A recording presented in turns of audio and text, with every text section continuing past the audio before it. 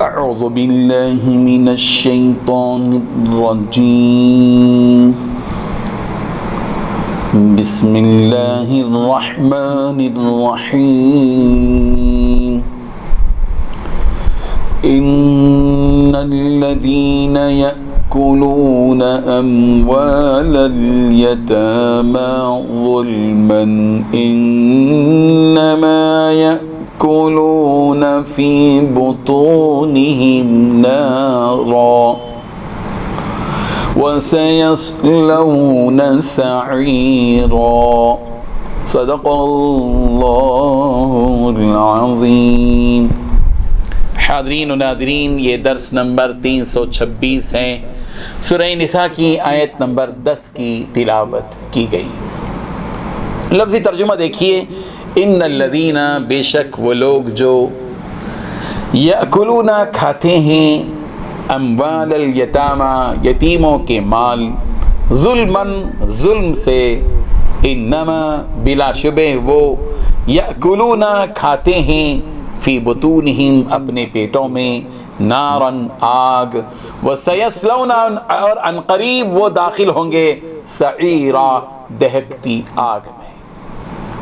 ترجمہ یوں ہے، جو لوگ یتیموں کا مال ناجائز طور پر کھاتے ہیں وہ اپنے پیٹ میں آگ بھرتے ہیں اور دوزخ میں ضرور وہ ڈالے جائیں گے. حاضرین، اللہ تبارک و تعالیٰ نے اس میں دو باتیں بتائی ہیں. جو لوگ یتیموں کا مال ناحق کھاتے ہیں وہ اپنے پیٹ میں آگ بھر رہے ہیں. دوسری بات، ایسے لوگوں کو جلد ہی ایک دہکتی آگ میں داخل ہونا ہوگا. بزرگان محترم، سورہ نساء کی ابتدائی آیتوں ہی میں یتیموں کے بارے میں مسلسل ہدایات اور احکامات بیان کیے جا رہے ہیں. سورہ نساء کی دوسری آیت میں یہ حکم دیا گیا کہ یتیموں کو ان کا مال دے دو. وآتوا الیتامى اموالهم، یتیموں کو ان کا مال دے دو، اور ان یتیموں کے مالوں کو اپنے مالوں میں مت ملاؤ، یہ بھی حکم دیا گیا.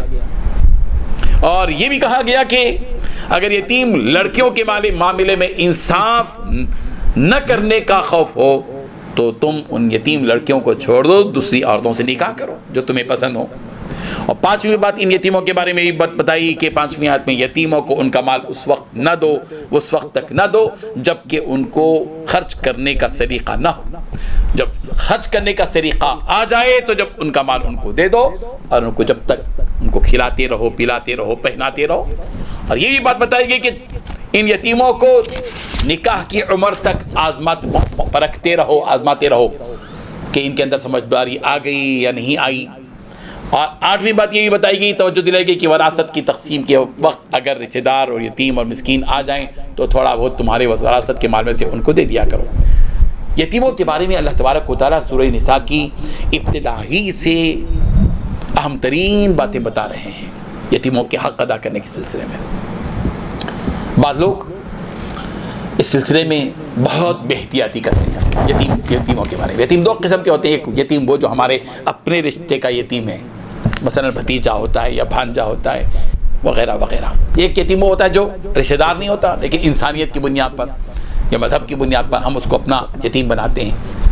ظاہر بات ہے کہ بعض مرتبہ ان یتیموں کا کچھ حق ہوتا ہے، پہلے سے ان کے پاس مال ہوتا ہے اور ان کا پیسہ ہوتا ہے اور ہم اس کے کفیل بنتے ہیں. تو ایسی صورت میں اللہ تبارک و تعالیٰ نے یہاں حکم دیا ہے کہ جو لوگ یتیموں کا مال ناجائز طریقے سے کھا جاتے ہیں. دیکھیے، ایک تو ہے قرآن مجید نے اس سلسلے میں بھی بتایا، وَإِنْ كَانَ غَنِيًّا فَلْيَسْتَعْفِفْ وَإِنْ كَانَ فَقِيرًا، جو ہے اگر فقیر ہے تو اس میں سے کچھ کھائے، مالدار ہے تو اس سے بچے. یعنی اگر کسی مالدار کی سرپرستی میں کوئی یتیم ہے تو یتیم کے مال میں سے کچھ خود کے لیے استعمال ہرگز نہ کرے. ہاں، اگر خود محتاج ہے، یتیم بھی اس کی کفالت میں ہے تو حق الخدمت کے طور پر تھوڑا بہت اس میں سے واجب طریقے سے لے سکتا ہے. اس کی اجازت قرآن میں نہیں دیتی ہے. لیکن بے دھڑک یتیم کا مال کھا لینا، دال عبداللہ گوڑ تھیلے میں، ہمارے یہاں محاورہ مشہور ہے، جیسے جس مل گیا کھاؤ. جو لوگ بڑے مزے لے کر یتیموں کا مال کھا جاتے ہیں، اللہ تبارک، کھانے سے مراد صرف یہاں کھانا نہیں ہے، ہمارے محاورے میں کھا گیا بولتے ہیں، حالانکہ کھایا نہیں، اس سے تو ایئر کولر لے لیا یا فریج لے لیا یا اس سے کوئی اور چیز پلاٹ لے لیا، کھایا نہیں۔ محاورے میں جو ہے کھانا ہی بولتے ہیں اس کو، اگرچہ کہ آدمی پورا مال کسی کا جو ہڑپ کرتا ہے کھاتا نہیں ہے، اس میں سے تھوڑی بریانی لے کے کھا لیتا ہے، باقی کا پلاٹ لے لیتا ہے، لیکن محاورے میں کھانا ہی کہتے ہیں اس کو، ہم لوگ محاورے میں کہتے ہیں کھا گیا، منہ پوچھ لیا۔ تو یہاں اللہ تبارک و تعالیٰ کہہ رہے ہیں کہ جو لوگ ان الذین یأکلون اموال الیتامی ظلما انما یأکلون فی بطونہم نارا، وہ لوگ جو یتیموں کا مال ظلمن کھاتے ہیں، ظلم کر کے کھاتے ہیں، ہڑپ جاتے ہیں، وہ لوگ یہ مت سمجھیں کہ جو ان کے پیٹ میں جا رہا ہے وہ چکن 65 ہے، وہ لوگ یہ مت سمجھیں کہ یہ جو ان کے پیٹ میں جا رہا ہے وہ مشروم ہے، دال فرائی ہے، روٹی ہے، دال تڑکا ہے، حلیم ہے، یہ مت سمجھیں۔ یتیم کا جو بھی مال کھا رہا ہے وہ مال نہیں کھا رہا ہے اپنے پیٹ میں، وہ انما یأکلون فی بطونہم نارا، وہ اپنے پیٹ میں آگ بھر رہا ہے، آگ بھر رہا ہے، آگ اللہ کے ہاں وہ آگ شمار ہے، اور آگ کا بدلہ آگ۔ دوسری بات اللہ نے فرمائی وَسَيَصْلَوْنَ سَعِيرًا، دنیا میں جو کوئی کسی یتیم کا مال ناجائز طریقے سے کھائے گا، کل قیامت کے دن اللہ تبارک و تعالیٰ اس کا جو وبال ہوگا، اس کی جو سزا ہوگی، وَسَيَصْلَوْنَ سَعِيرًا، دہکتی آگ میں اس کو ڈال دیا جائے گا۔ ضرورت اس بات کی ہے کہ ہم اس معاملے میں محتاط رہیں۔ اللہ تبارک و تعالی ہم سب کو عمل کی توفیق عطا فرمائے۔